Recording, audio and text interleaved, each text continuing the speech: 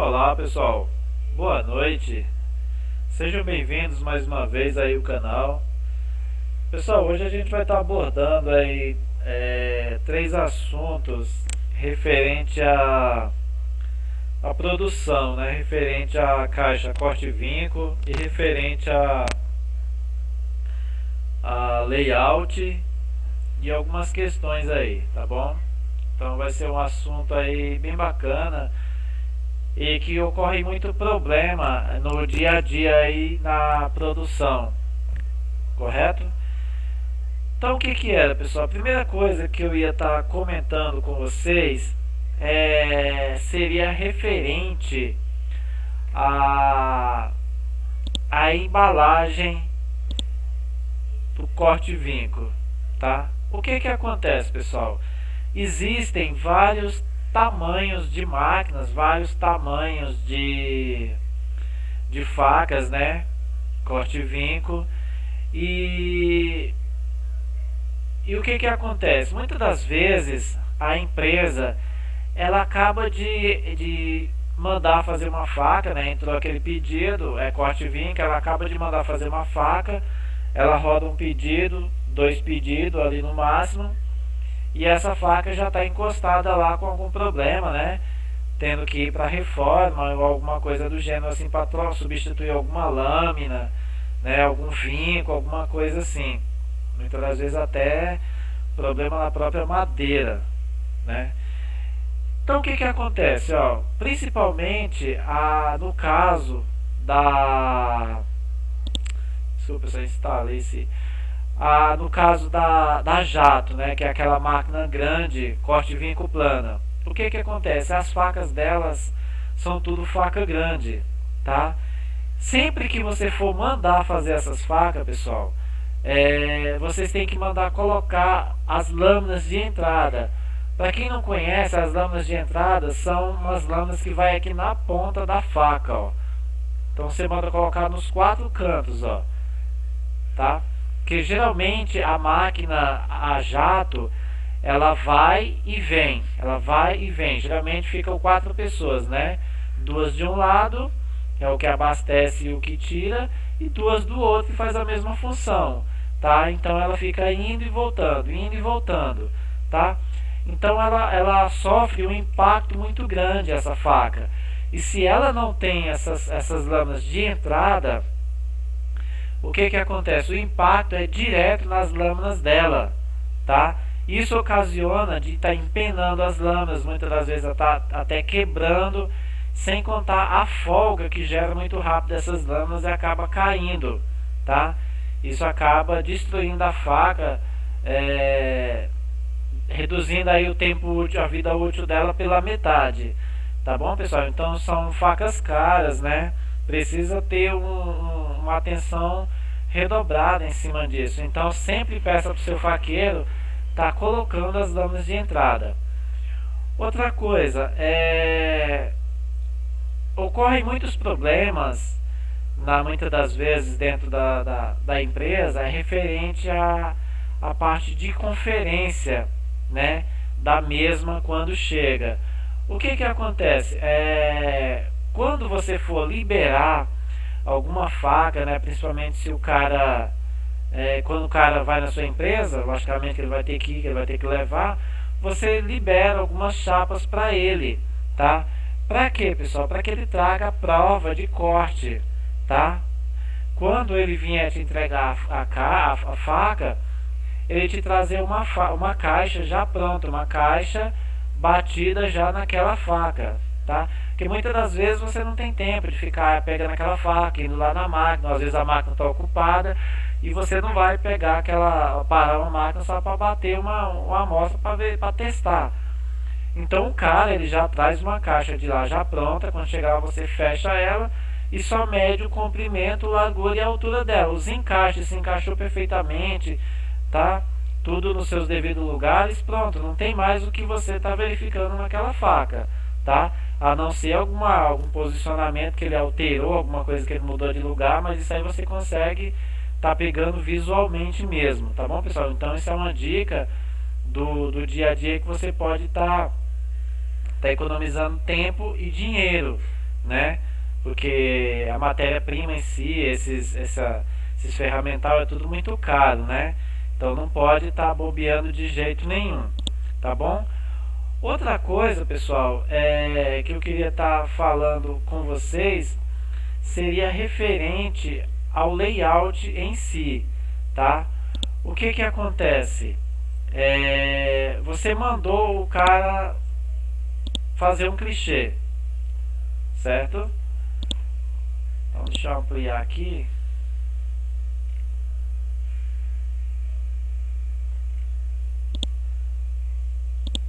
Lá, você mandou o cara fazer o clichê, beleza? Aí que nesse layout aqui, ó, ele tem umas letras pequenas aqui. Logicamente que esse aqui tem pouco texto, né? Tem poucos detalhes, né? Mas principalmente quando o clichê ele tem muita impressão e principalmente o Sairel, não adianta você querer conferir um clichê desse a olho nu, que você não vai conseguir conferir de forma alguma, tá? Você vai ter problema e você vai acabar passando despercebido nessa impressão. Você entendeu? Se você for querer conferir a olho nu, diretamente olhando no clichê, tá? Eu falo para você que é quase impossível de estar fazendo isso, dependendo do tamanho da fonte. O que você faz, pessoal? Sempre que você mandar fazer um clichê, exige do seu clichêista que ele traga a prova de impressão, tá? No tamanho real. Porque a prova de impressão ela já vem espelhada, ela já vem da forma correta. Então você vai estar só pegando aquela caixa, né? Se ele foi com caixa original ou com algum layout original que você passou para ele, automaticamente que teve tudo uma aprovação, né? Você vai estar pegando aquele layout ou aquela caixa original do seu cliente e vai estar conferindo em cima da prova de impressão, tá? Porque a prova de impressão ela está no tamanho real, ela já está espelhada, ela fica mais fácil de você estar fazendo a conferência, correto? Outra coisa também é assim, ó, sempre que você for estar conferindo um clichê, seja na máquina ou seja na chegada dele em cima da prova de impressão, pessoal, também é outra coisa que você não deve, por exemplo, eu peguei a guia de impressão ou peguei a caixa e tô lá, olho na caixa, olho no clichê, olho na caixa, olho no clichê, olho na guia de impressão, olho no clichê. Cara, você não vai conseguir fazer uma conferência bacana dessa maneira. O que você vai estar fazendo?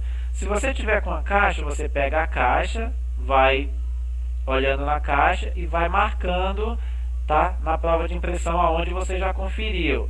Pega a caneta e vai ticando. Se for com layout, faz a mesma coisa.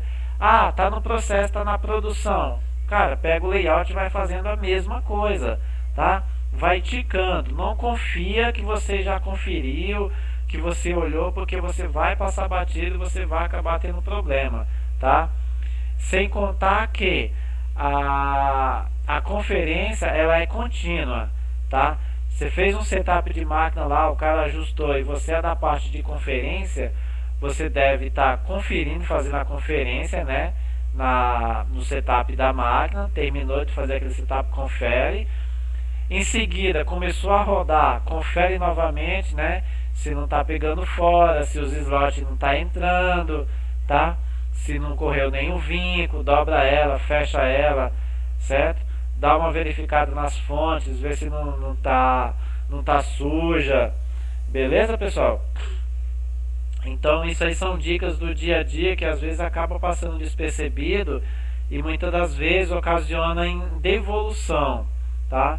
Então vamos ficar atento a isso, porque a produção ela não é brincadeira, tá? Isso é um desrespeito ao cliente quando a gente está mandando, né? Isso acontece muito, a gente está mandando algo divergente para o nosso cliente por falta de atenção, tá bom? Outra coisa, pessoal, que eu queria estar comentando com vocês seria referente isso. Eu estou falando isso hoje porque isso hoje aconteceu, né? De um cliente tá me ligando para tá me falando sobre isso, né? Porque o que acontece? Ele não tem muita experiência está iniciando agora no segmento de embalagem, então ocasionou dele estar pegando um pedido, ele precisa fazer a compra da chapa, e na hora da compra da chapa, ele passou o comprimento da caixa e depois a largura para o fornecedor, tá?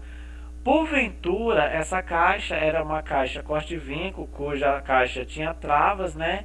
E quando ele passou essa ordem de compra para o fornecedor dele, que o fornecedor, né, que o vendedor lá pegou, recepcionou aquele pedido, que confrontou com o desenho dele, pegou a divergência e entrou em contato e falou: amigo, seu pedido está errado, seu pedido está com as medidas invertidas.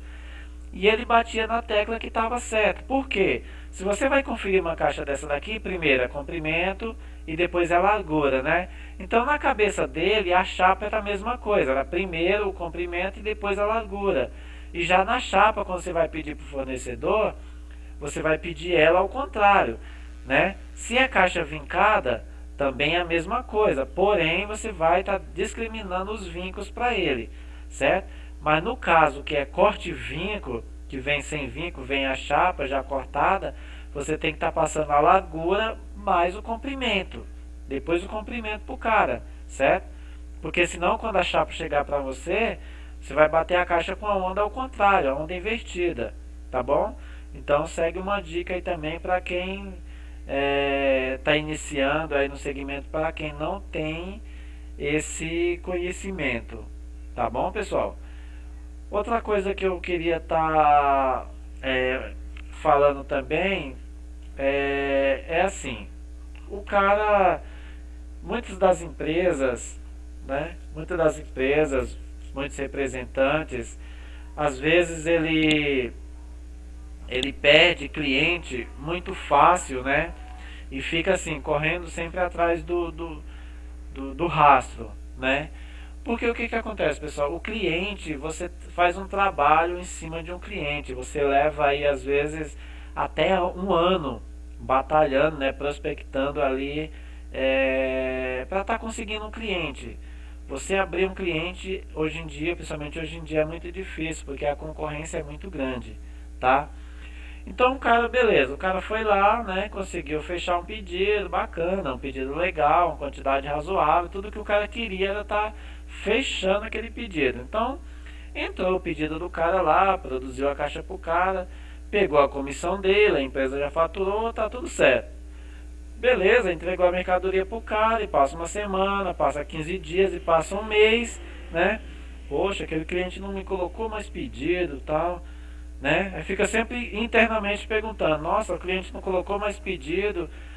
Cara, você entregou a mercadoria para o cliente, a mercadoria foi entregue hoje para o cliente, no dia seguinte o seu comercial ele tem que pegar o telefone e estar ligando para o cliente, ou o representante está pegando o telefone e ligando para o cliente: ô amigão, foi entregue sua mercadoria aí ontem, eu gostaria de saber se o senhor recebeu, se está tudo em ordem, se está precisando de alguma coisa, né? Estou à disposição para o que você precisar. E você vai estar fazendo aquela comunicação com o seu cliente. Isso você vai mostrar para ele que você está se preocupando com ele, que ele é importante para você, tá? Isso é chamado de pós-vendas. A pós-vendas, ela é tão importante quanto a venda, tá? Se brincar, ela é mais importante do que a própria venda, porque a venda você já vendeu, você está preocupado em receber aquela comissão, em receber aquele faturamento daquele cliente. Só que a pós-vendas é onde vem o respeito, certo? E a preocupação com o seu cliente. Muitas das vezes o seu material nem está lá, aquelas coisas referentes ao seu concorrente, né? Mas o seu atendimento fez a diferença para ele, que você dá aquele suporte para ele sempre que ele precisa, está sempre ali continuamente em contato com ele, se preocupando com ele. Então isso vai fazer a diferença para que você dê uma continuidade e esteja pegando outros itens. Ah, ô fulano, eu estou passando por aí, eu gostaria de saber se não está precisando de alguma coisa, né? Posso entrar aí, dar uma olhadinha no seu estoque, ver como é que você está. Muitas das vezes o cara tem empresa que quem faz esse controle é o próprio dono. E muitas das vezes o cara está preocupado com outras coisas, ele não está nem preocupado com o estoque dele, não sabe nem o que tem no estoque dele. Então você faz isso, vai lá, dá uma olhada no estoque do cara, você mesmo demonstra preocupação com aquele cara. Você vai fidelizar aquele cara certo? De uma maneira que você não perde mais. Mesmo que o seu preço de repente esteja até mais alto, sua qualidade até muitas das vezes até inferior, né, ao do seu concorrente, mas você ganha no atendimento, pessoal. Isso é de extrema importância, tá bom? E assim, muitas das vezes o representante em si, ele vai lá no cliente e pegou uma caixa dessa aqui, um exemplo, né? Aí aqui embaixo tá a logomarca lá de um fabricante aí de renome, né? Um cara onde ele ondula, onde tem toda aquela coisa, né? E o cara tem um potencial grande. Quando ele pega aquela embalagem que tá aquele símbolo daquele fabricante, a primeira coisa que ele faz é baixar os ombros, fala, poxa, isso aqui é só gastei gasolina, perdi meu tempo. Você não deve pensar assim, cara. Você é um concorrente, você é um vendedor, certo? O seu nome já diz tudo. Você é um vendedor. Então você está ali para vender, sabe? Você tem que pegar aquela caixa daquele cara e orçar aquela caixa dele e pensar positivo, tá? Se você for trabalhar com vendas com seu pensamento para baixo, sempre com esses pensamentos, você não vai conquistar cliente nunca, fidelizar cliente nunca. Então o pensamento positivo ele é tudo, sabe? Faz a diferença, dá o atendimento que aquele cara precisa, faz o orçamento, leva em mãos o orçamento pro cara, tá? Ó, fulano, tá aqui seu orçamento, gostaria de saber o que você achou, liga pro cara. Ó, o que a gente pode estar melhorando, ó, o nosso prazo é esse daqui. Faz, sabe, faz o seu marketing, faz o seu comercial, cara, no que você é designado a fazer, né? Que é vender. Então vende, né, a sua mercadoria da melhor forma, sabe? Sempre se preocupando com o cliente, isso faz a diferença. Jamais se desanime referente a isso, pessoal, tá? O grande hoje ele já foi pequeno um dia, ele já foi igual a você. Então você é pequeno, mas pode pensar grande também, tá bom? Então isso aí também é mais uma dica aí do dia a dia, pessoal, que está passando para vocês aí, correto? Então bacana, pessoal, era isso que eu queria estar passando para vocês, tá? Eu espero ter ajudado alguém aí, tirado alguma dúvida aí, tá bom, pessoal? Até a próxima. Obrigado.